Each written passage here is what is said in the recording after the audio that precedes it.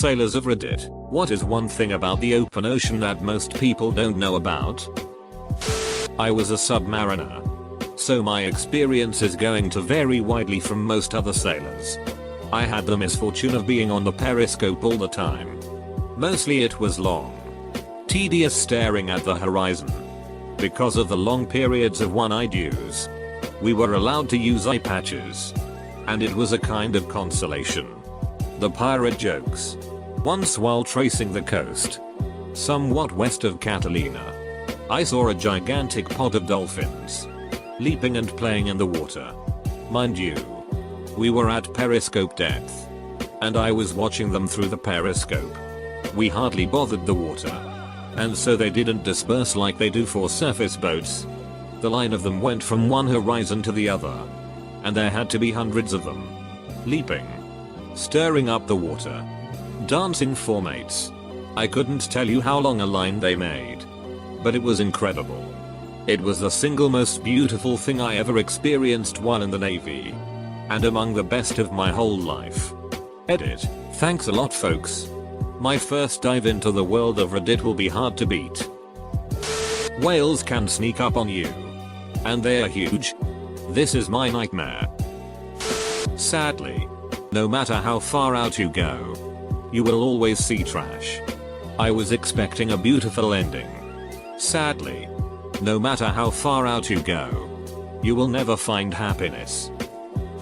If you put a warm beer into a sock, attach it to some fishing line, and lower it a few feet down and drag it for a little while, you'll have a cold beer in no time flat.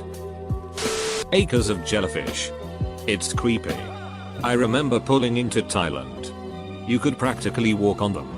I used to sit at the bow of my parents' sailing boat. As the boat dipped, I would use my feet to scoop them out of the water and send them flying. As a kid, you would get bored on long journeys, and torturing mindless floaty blobs was good fun. I don't know who named them swells. There's nothing swell about them. They should have named them awfuls. No matter what we do, nature will always be more powerful than you. I was on my destroyer in the Yellow Sea, skirting the edge of a typhoon, and the wind buffeting the ship, the waves smashing into the hull. That was the most convinced I've ever been that my ship was going to be destroyed. We pulled into port a week later to discover that there were significant cracks in the forward part of the keel from the ship getting crushed by waves. Terrifying. Oh. And you have to stand watch during that while seasick, exhausted, and on the lookout for a North Korean sub that just sank a South Korean warship. Easily the lowest point in my life. There are a lot more small uninhabited atolls and islands than a lot of people know. I sailed from North Florida to Mexico. About 7 days. And I mean sailed. Not a ship. A sailboat. The dirty little secret of sailing. The rotten part isn't the storms. Those are kind of fun and challenging. The rotten part is when there is no wind at all and you go nowhere and you bob up and down endlessly and the limp sails just bang back and forth randomly for 48 hours or so. You will lose your mind.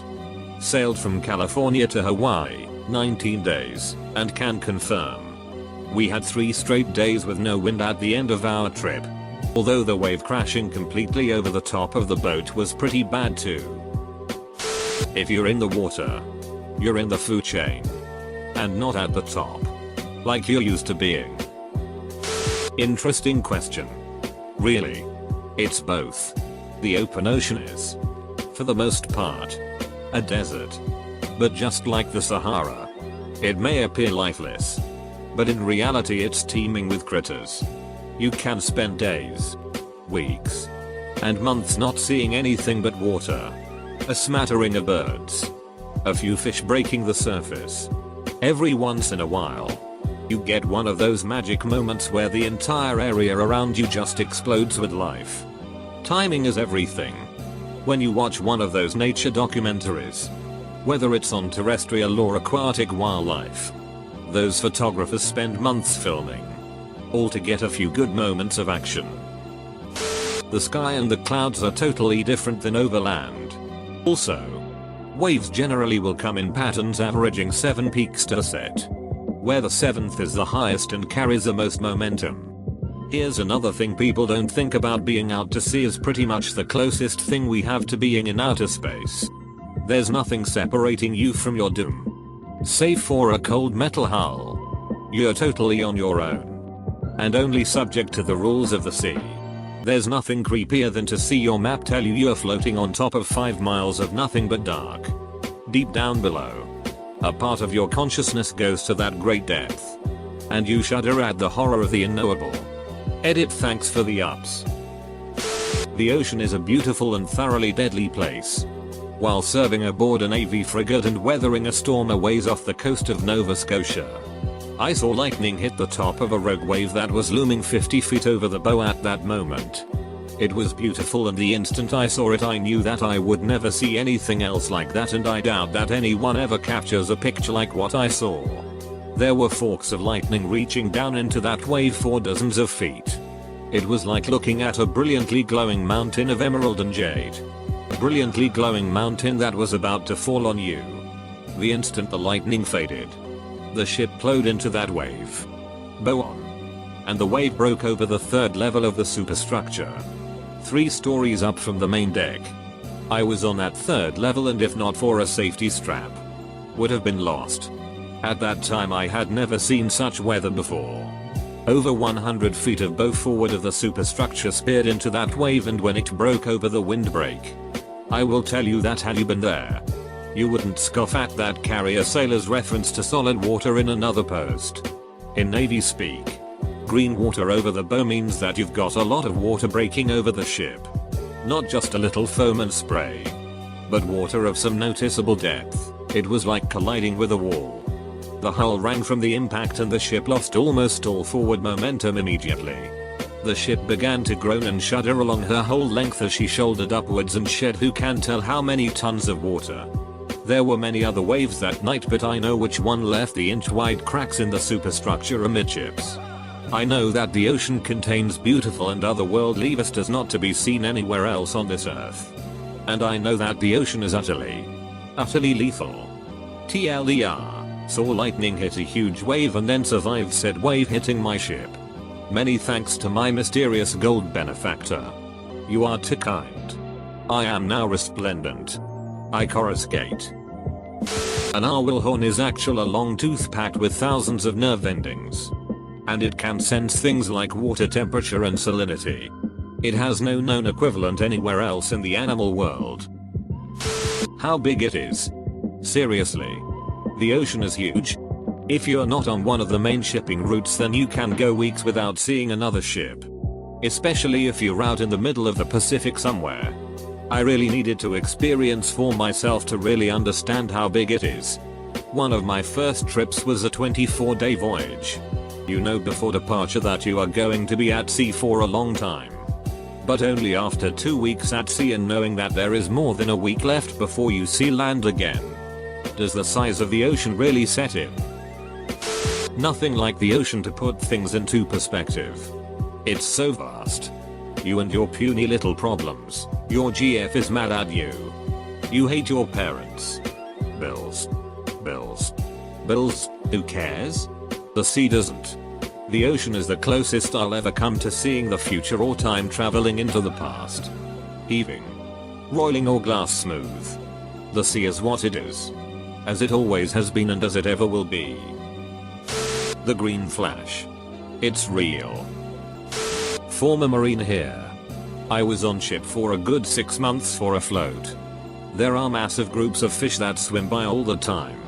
I know this because I spent the majority of my time on the smoke deck, and I swear I thought that half the time they were trying to jump up there and slap me in the face. Also, seeing a storm from far away in the middle of the ocean is one of the most amazing things I've ever seen. Really wish I could have had a camera while I was there. A cruise ship can screw up your whole night.